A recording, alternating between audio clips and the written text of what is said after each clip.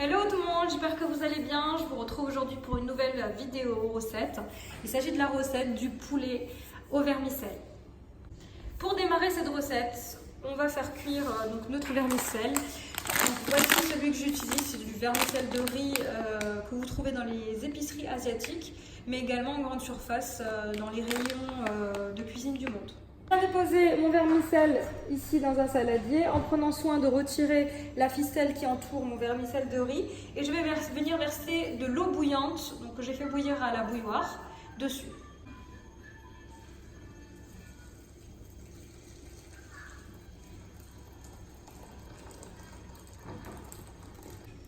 Voilà, une fois qu'on l'a recouvert d'eau bouillante, on va patienter à peu près 3-4 minutes. Faites attention parce que ça devient très vite pâteux.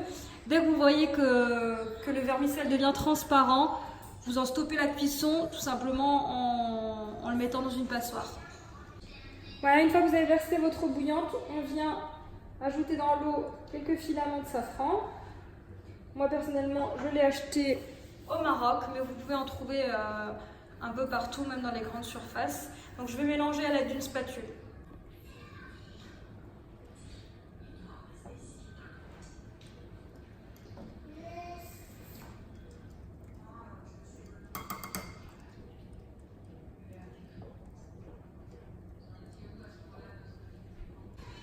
Voilà, au bout de quelques minutes, mon vermicelle est à présent prêt. Je vais le passer à la passoire et je vous retrouve pour la suite. Mon vermicelle est prêt, je laisse refroidir de côté et on passe à la suite. Pour la suite, on va s'occuper de la marinade pour notre poulet. Donc pour ça, on va utiliser un mixeur blender. Donc ici, voilà mon bol. Je vais mettre à l'intérieur 2 gousses d'ail. Ici. Je vais ajouter à ça du persil et de la coriandre fraîche et lavée et bien séchée. C'est très important pour éviter que ça ne s'accroche aux parois du bol. Et ensuite, on va rajouter nos condiments. Donc huile d'olive pour ma part, moutarde et épices. Donc pour l'huile d'olive, l'équivalent d'un demi-verre à thé d'huile d'olive que vous pouvez remplacer par de l'huile neutre si vous le souhaitez. Ensuite, on va rajouter la moutarde. J'ai ici 1,5 cuillère à soupe de moutarde douce que vous pouvez remplacer par de la forte, hein, ça n'aura aucune incidence sur le goût une fois cuit. Et pour les épices, donc pour les épices, ça va être du sel. Donc moi j'utilise du sel de Guérande, donc je mets une bonne cuillère à café, du poivre,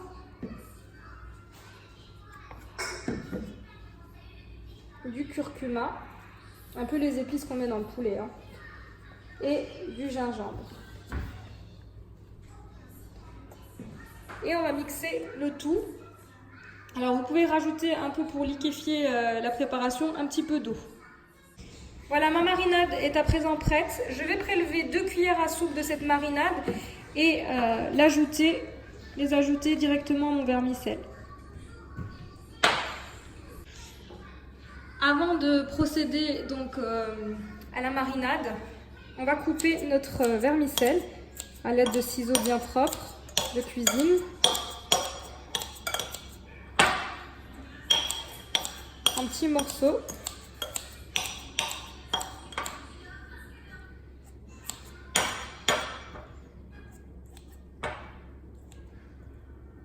Une fois que c'est bien régulier, qu'on n'a plus de gros morceaux, on va pouvoir donc mettre nos 2 cuillères à soupe de marinade. Voilà, mon vermicelle est à présent prêt. Je vais pouvoir ajouter ma marinade.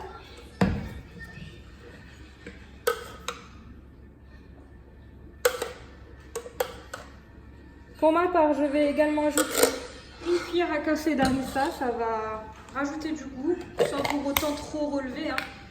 Après, si vous n'aimez pas la harissa, vous n'êtes pas du tout obligé d'en rajouter. Je vais également rajouter à peu près 100 g d'olives vertes coupées. et également du citron confit.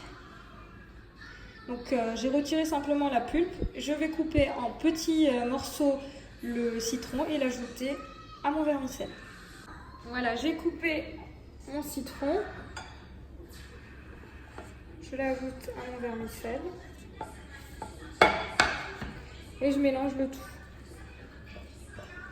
Alors dans la version originale, donc au Maroc, cette recette est préparée sans moutarde et avec du foie de volaille et du gisier de volaille. Alors je ne suis pas une grande fan d'Abba, donc moi personnellement je saute cette étape, je ne mets pas d'Abba, mais vous avez la possibilité de le faire, ça rajoute du goût. Vous faites juste simplement passer à la poêle vos abats avec un oignon et du curcuma, du sel, du poivre, un peu de gingembre et de l'ail. Et vous les faites cuire et vous les coupez en morceaux et vous les rajoutez à votre vermicelle. Voilà. L'assaisonnement de mon vermicelle est à présent terminé. Donc je viens de goûter, tout est parfait. N'hésitez pas à rectifier l'assaisonnement si nécessaire, si ça manque de sel, de poivre ou autre. Donc à présent je vais m'occuper de la marinade du poulet. Donc préférez faire cette étape de préférence la veille, mais vous pouvez très bien la faire le jour J. Il faut quand même qu'il puisse rester mariné pendant quelques heures. Voilà, donc préférez également faire cette recette avec du poulet fermier. Malheureusement aujourd'hui je n'ai pas pu aller récupérer du poulet à la ferme. Donc je fais cette recette avec du poulet acheté en boucherie. Donc je l'ai lavé et bien séché. À présent on va pouvoir le mariner. Donc simplement je vais retirer ici mes rondelles de citron et je vais verser la marinade que j'ai préparée dans mon blender.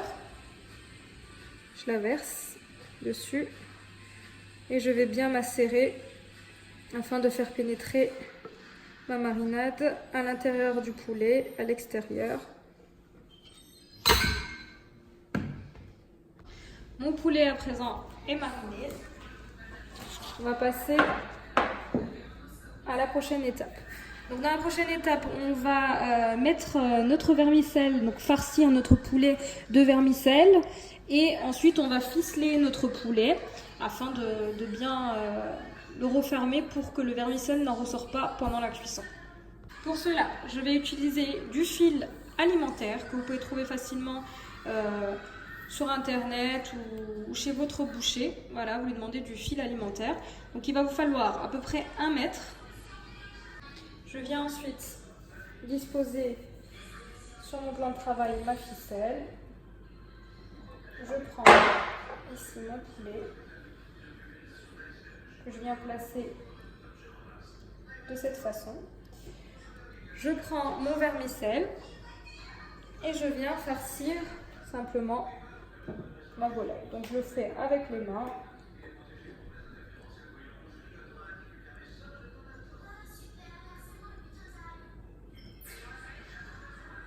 Donc il nous en restera. On la disposera tout à l'heure en présentation dans notre assiette. Alors ça ne sert à rien de trop en mettre. Avec un poulet fermier, forcément, on aurait pu en mettre un peu plus. Mais là, on est très limité étant donné que ce n'est pas un gros poulet. Donc on essaie de farcir au maximum sans forcément trop en mettre parce que de toute façon, ça va déborder. Prochaine étape, donc ficeler. Donc pour ficeler, on vient à peu près à la moitié des cuisses. On vient et on serre. Donc sans faire de nœud, on vient juste serrer, serrer, serrer, serrer. Voilà. Donc on vient ici se mettre juste en dessous de la poitrine. On serre bien fort. On va venir ensuite soulever notre volaille. en prenant soin de ne pas renverser le vermicelle.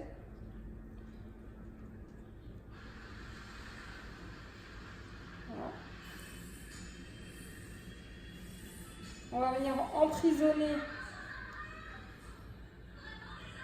les ailes en faisant plusieurs nœuds.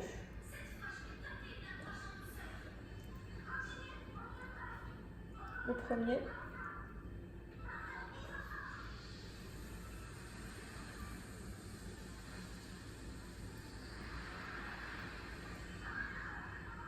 Le deuxième. Et même un troisième. Je viens maintenant couper l'excédent. Ciseaux, je retire l'excédent. Je tourne à nouveau ma volaille. À présent, on va s'occuper donc des cuisses, parce que sinon elles vont rester écartées comme ça. Donc on va croiser nos cuisses et avec le reste du fil, on va venir faire plusieurs nœuds comme tout à l'heure.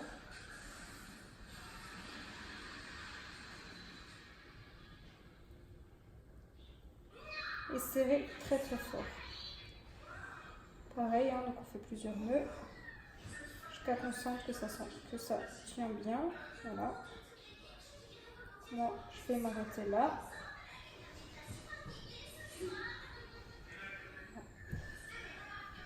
Vous pouvez couper aussi l'excédent.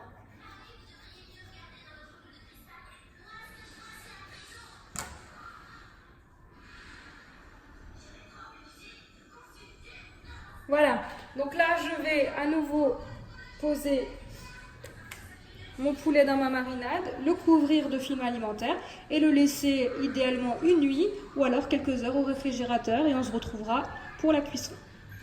Après avoir macéré plusieurs heures, on va pouvoir enfin passer à la cuisson de notre poulet. Donc pour ça, je préchauffe mon four en chaleur tournante à 220 degrés.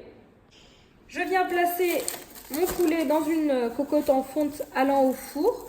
À défaut, si vous n'en avez pas, vous pouvez très bien mettre ça dans une plaque allant au four ou dans un plat allant au four, un plat type à lasagne ou gratin. Recouvert d'une feuille de papier cuisson et ensuite recouvert de papier aluminium. Donc je place mon poulet.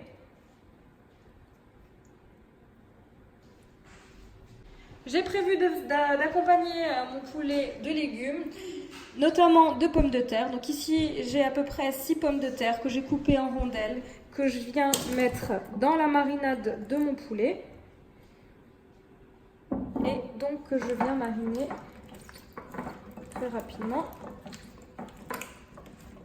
Et que je vais placer à côté de mon poulet pour que les pommes de terre cuisent dans le jus du poulet. Vous verrez que c'est très bon. Voilà, donc une fois marinés, je les place tout autour de mon poulet. Donc vous pouvez accompagner votre poulet des légumes que vous souhaitez, notamment d'haricots verts, de pommes de terre, de carottes, par exemple.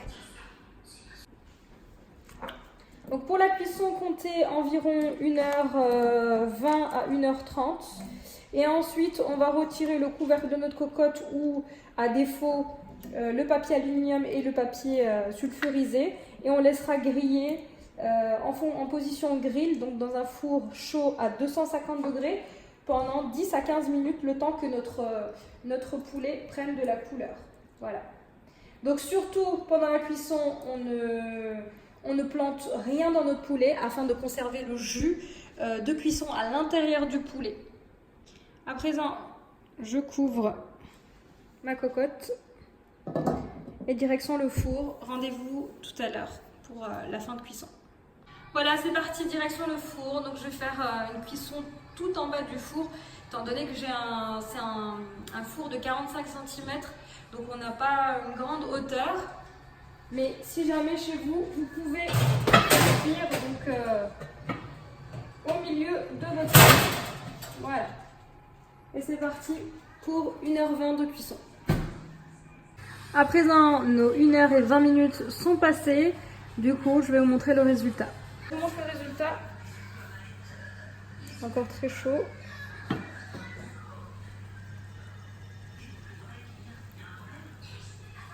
Voilà. Voilà, donc je vais enfourner à 250 degrés dans un four très chaud, donc en fonction de grill, pour donner de la couleur à mon poulet et à mes pommes de terre également. Donc pour avoir cet aspect grillé. Donc vous le voyez plus, mais j'ai mis du beurre mou sur l'ensemble de mon poulet, mais ça a déjà fondu étant donné qu'il est encore très chaud. J'ai mis également quelques morceaux de beurre au-dessus de mes pommes de terre. Et donc là, je vais enfourner. Voilà, je vous montre le résultat de ce que ça donne. Donc c'est prêt à être dégusté et donc servi. En accompagnement, en plus de mes pommes de terre, j'ai décidé d'accompagner mon poulet d'haricots verts sautés à la poêle. Donc pour la suite, je viens chauffer un petit peu d'huile d'olive dans une poêle et je vais faire chauffer mon vermicelle de riz, donc je vais faire revenir à la poêle pour la présentation, donc pour présenter à côté de mon poulet du vermicelle de riz.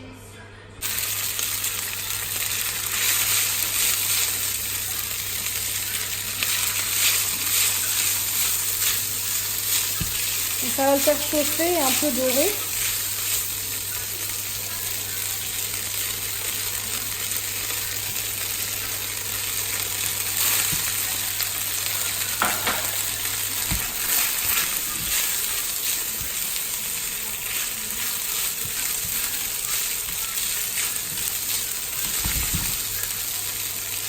Voilà ce que ça donne. J'espère que vous avez aimé cette vidéo. J'attends vos retours en commentaire et je vous dis à très vite.